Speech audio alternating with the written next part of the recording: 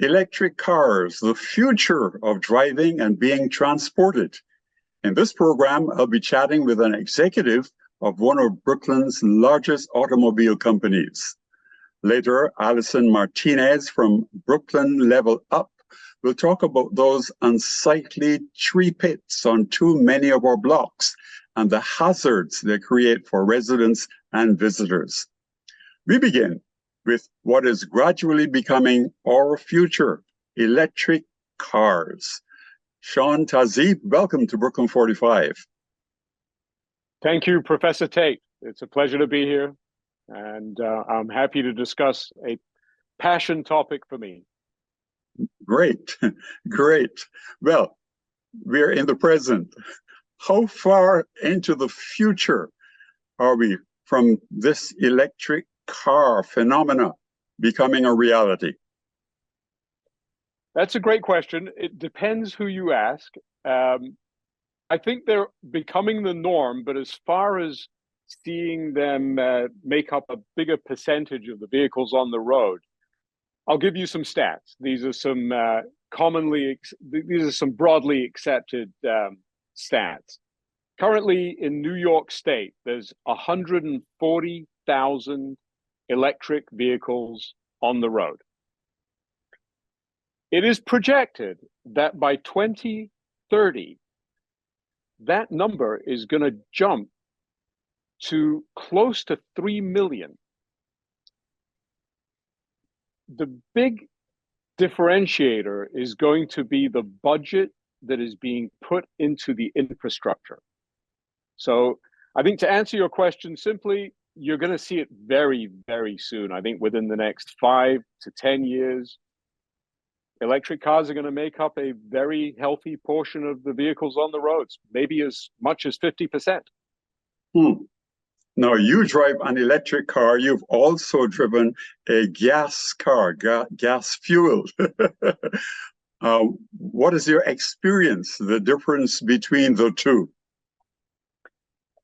I love the fact that we have all these new terms coming up. So now there's either an ICE, which is an internal combustion engine, or there's the EV. So I have an EV, and all my life I've driven gas-powered vehicles. I've really, really taken to EVs, and there's pros and cons. But let's talk about the pros. First of all, we're going to talk about the cons, but let's talk about the pros. It is the smoothest, quietest ride that you could imagine. There are no gear shifts. There's no engine noise. It's almost eerie. It's so quiet and smooth. Another thing that's amazing about the ride in an EV is that the power is available immediately. The acceleration is immediate. And there's something called torque curve on an internal combustion engine, where there's specific RPMs that the power of the engine is most available at. Well, in an EV, it's all available all the time immediately. So when you're sitting at a red light and you stomp on the gas, the EV pins you back in your chair. So that's a lot of fun. I love the fact that it's inexpensive. My EV that I'm in now, it happens to be a Hyundai. I'm sitting in our Hyundai showroom. It came with 2 years of free charging. Imagine not having to pay for gas in your car for 2 years. So the cost factor is huge. And even if I were paying for it, for me to get a full charge that'll take me about 255 miles, it's only about $20. That's a very big difference to gas. So those are just some of the pros. And then, of course, I'm being selfish right now. I'm telling you the things that I like, but environmentally, I'm not putting any emissions into the air at all. It's a zero emission vehicle. So, I mean, that is just phenomenal for us. What are the challenges about charging this vehicle? We spoke about terminology that's evolving with the EV revolution. I'd never heard of range anxiety before, and now I experience it regularly. So the big challenge, especially currently in Brooklyn, is infrastructure. So I'm very lucky. I work at a large automotive group. We've got 10 plus chargers throughout the franchise. So if I get in a pinch, I can plug in. When I'm not around the dealership, though, I sometimes have to drive out to JFK if I want a fast charger. The big challenge for EV adoption has been the charging speed and the availability of high speed chargers. I suppose that's going to be a little while before those two are resolved. Well, let's look at a couple of stats. So Governor Hochul recently announced a $4 billion combined funding package for implementing infrastructure in New York State. That's a huge number. What's interesting is that there's a lot of earmarking for disadvantaged communities. And I love that fact because of the lower cost of operating an EV. I think that's sorely needed. This influx of money, this massive focus of money into the building out of the infrastructure quickly is going to help EVs gain traction very quickly. I'll give you a couple more, stat points.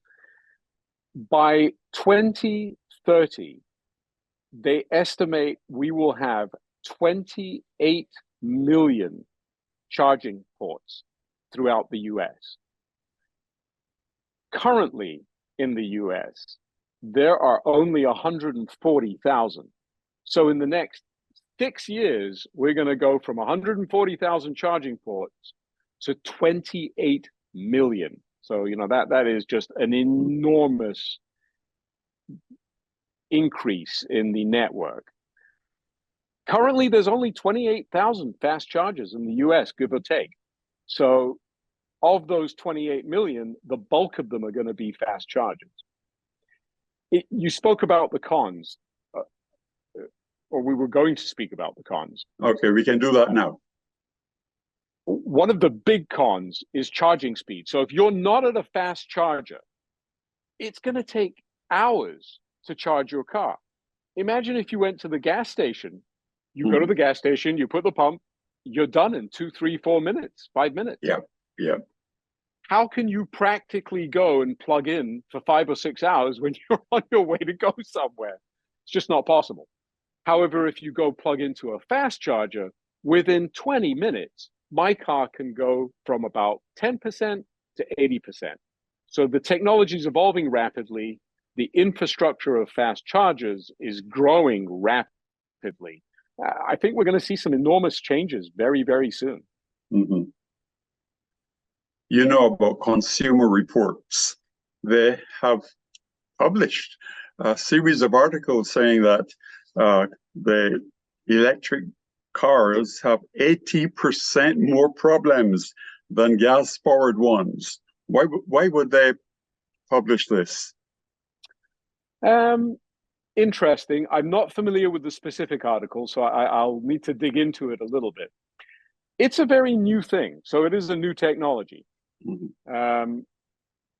I would say that an element of it is probably due to the lack of infrastructure. I would imagine an element of it is due to the newness of this to the consumer.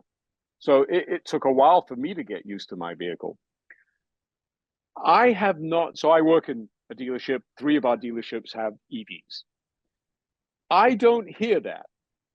And just anecdotally, I don't hear from our service directors when we're sitting in our meetings. I'm not hearing something that would back up that stat. I have a lot of respect for Consumer Reports, so I would imagine that it's based on reality.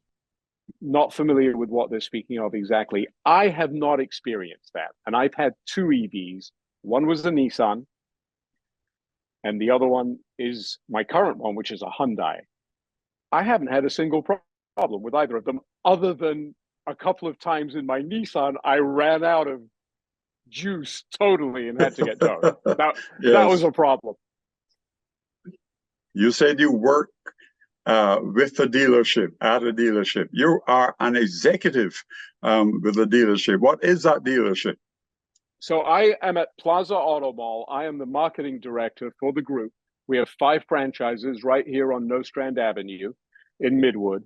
And of our 5 franchises, Hyundai and Kia and Toyota are really surging ahead to the forefront of EV manufacturing and sales. Recently, the Taxi and Livery Commission opened up livery plates and applications for livery plates if your vehicle was zero emission.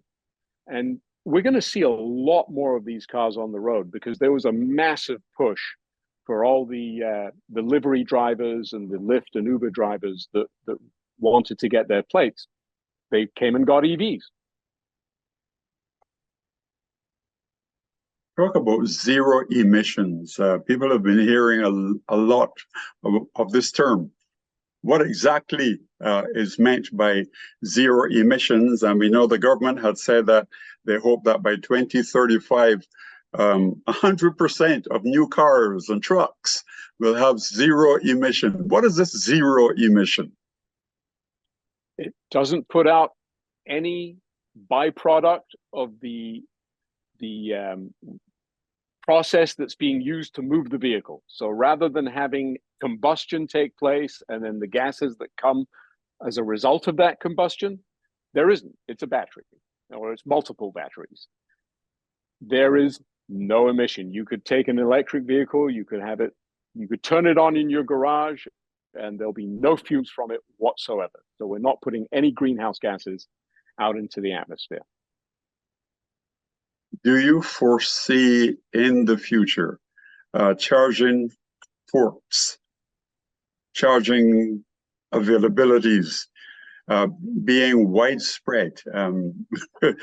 I guess you may even say there may be a charging facility that is not landed, that is not on land. You can perhaps look in the sky or look on top of a building and see those types of charging facilities. What is your view of the future? Well, you drive down the street, you see gas stations everywhere. That's going to happen for EVs. And just from our perspective at Plaza, we have committed to it. So all of our showrooms have multiple EV charging stations, and we're opening a facility in one of our lots right here on Nostrand, which will be for the public to come and charge their EVs. You're going to see a proliferation of places that you can charge your vehicle. And at some point in the near future, it's going to be like the network of gas stations everywhere. One other thing that's really gaining traction is that, for example, Hyundai is giving all purchasers of their new EVs a free charger, a level 2 charger, which is the medium speed and power charger.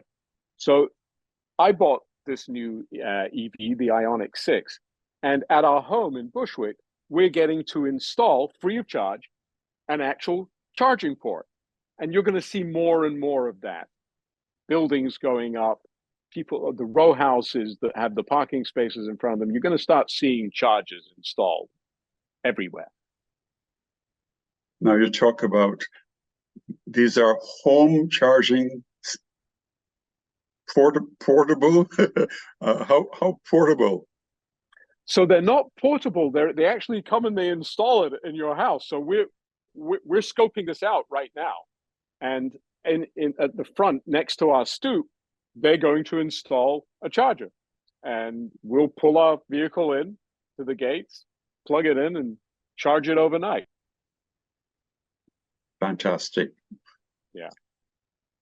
A question. You've been talking about EV, and some of our listeners will want to know what really is an EV. So just like ICE is internal combustion engine, EV is electric vehicle. As simple as that. As simple as that. With all the features that you talked about earlier. Amazing, amazing features, and just the ride, the experience, very different, very enjoyable. Who do you see as the drivers of these EVs? Mainly men, mainly women. It's going to be as many men as women. I'm seeing a real mix. So our demographic for EV sales is very, very mixed. It's very representative of our general demographic.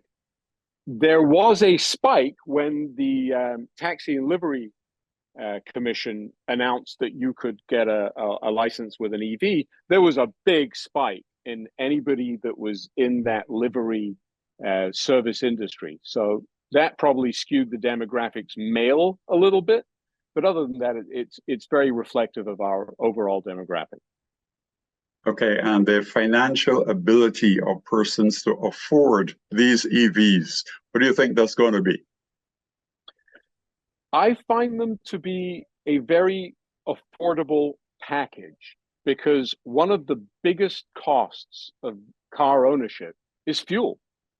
At close to $4, $5 a gallon, it fluctuates, but it's around there. That's a lot. It's hundreds of dollars a month, depending on how far you drive. So I think that when you pull in the fuel cost portion, I think it's a very affordable package.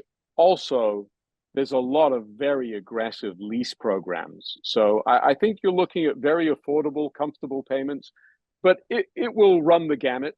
There'll be ones that are very affordable, and then there's some that are, luxury, high-end performance vehicles that are quite expensive. Luxury, high expensive. Okay, and anyone will be able to afford these EVs.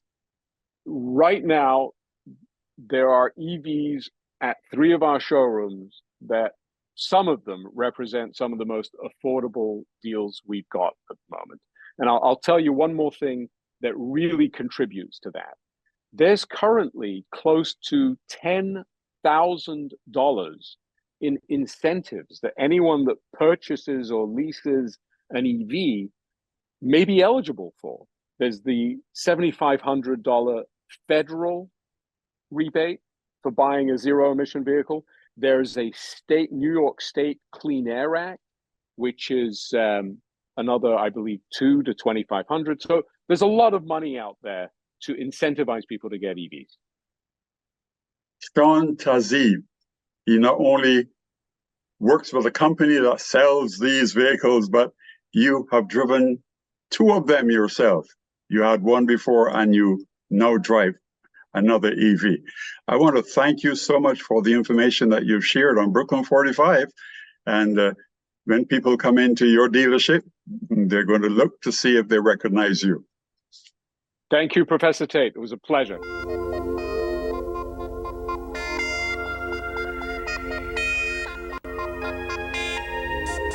Many people ask who is responsible for the tree that's in front of their house, and what about those tree pits on their block? Who is responsible for all this? Joining me to discuss all this and more is Allyson Martinez. Allyson, welcome to Brooklyn 45. Thank you, Sam. Thank you for having me. We're going to be talking also about your organization, Brooklyn Level Up, but let's talk first about these tree pit fences that we see on the road. Who's responsible for them? Well, the tree pits are actually under the purview of the Parks Department. A lot of times people don't actually pay attention to, the basically different parts of infrastructure that are in front of their homes. But if you have a problem with the level of, tree roots or anything like that, it's the Parks Department, and usually you reach them through your city council member. Now, the railings around a lot of this are very unsightly sometimes. What can be done about that? Honestly, when it comes to the railings around them, that again would be a matter of reaching out to through your city council member to the Parks Department. But the reality is, with a lot of the budget cuts and a lot of the other issues, the ability to get them changed can actually be, at this point in time, a bit problematic. But the reality is, people do need to pay attention to basically damage that can be caused by them, or just basically stay on top of what they're seeing in terms of sidewalk actions, where the sidewalk may be cracked as a result of the roots and the fencing. So those are things that you have to go to either the Department of Transportation, if it's a sidewalk issue, or if it's the tree roots, that's parks. And community organizations, are these organizations that people can go to for help?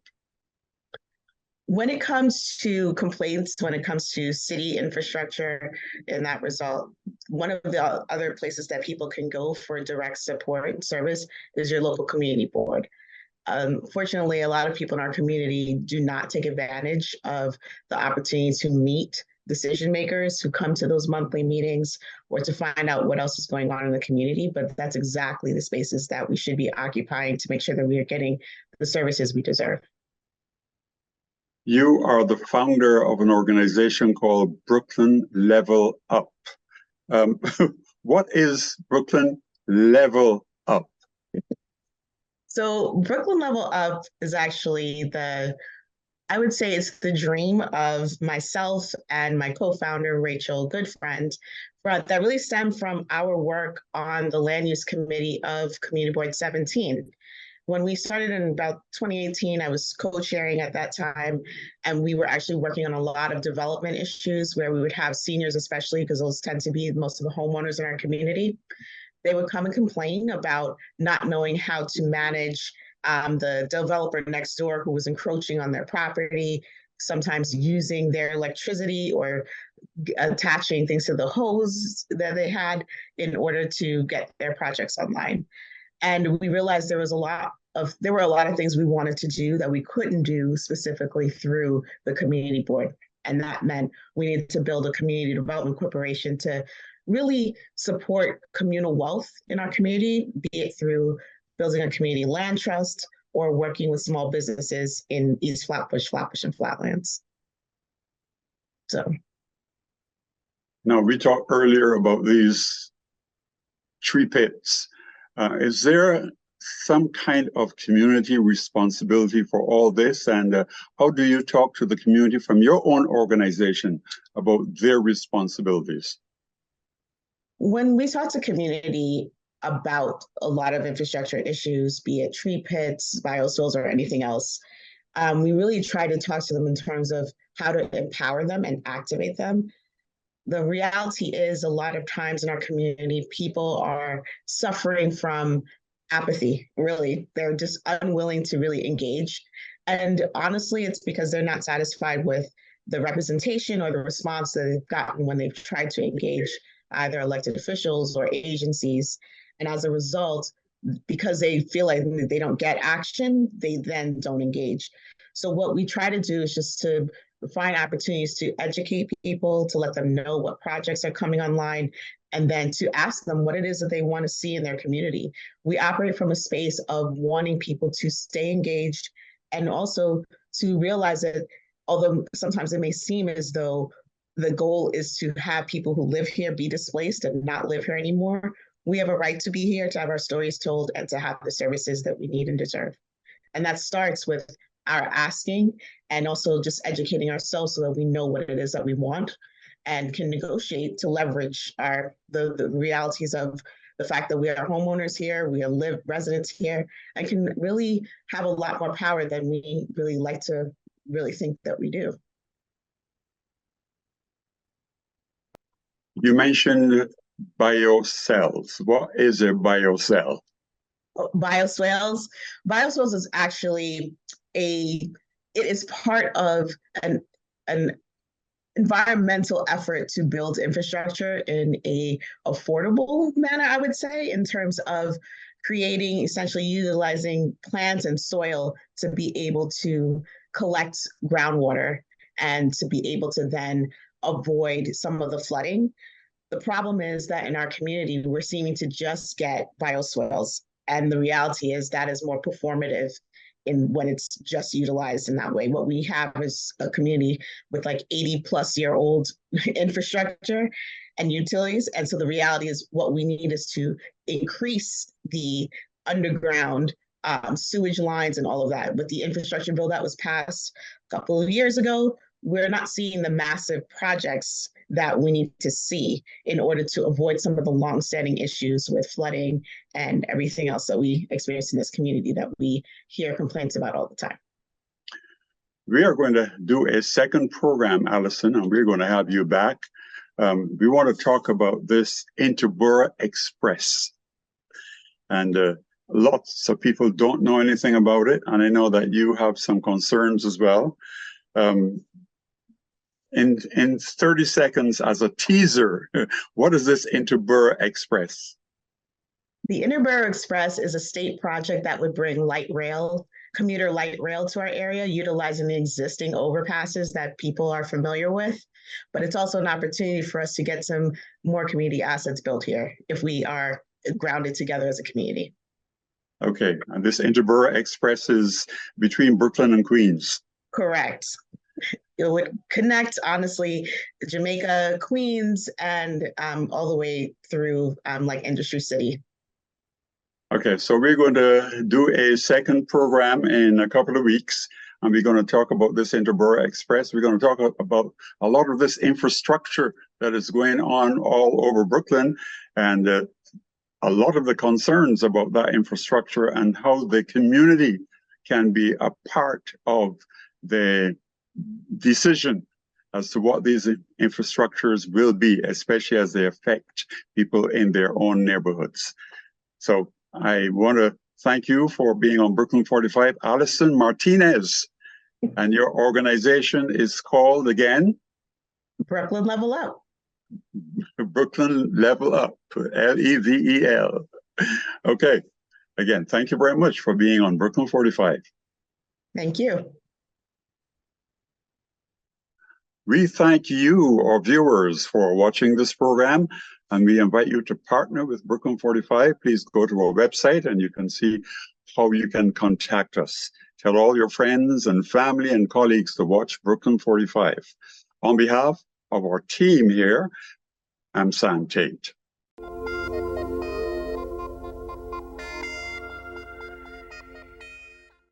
Brooklyn 45 is a 501c3 not-for-profit, and we welcome your support. Check out our website, brooklyn45.com, and feel free to donate or share it with your friends and family. Have any comments or questions? Send them to our Facebook, facebook.com/Brooklyn45TV. If you have any questions or topics you think we should cover next, shoot me an email over at brooklyn45tv@gmail.com. Thank you again for watching.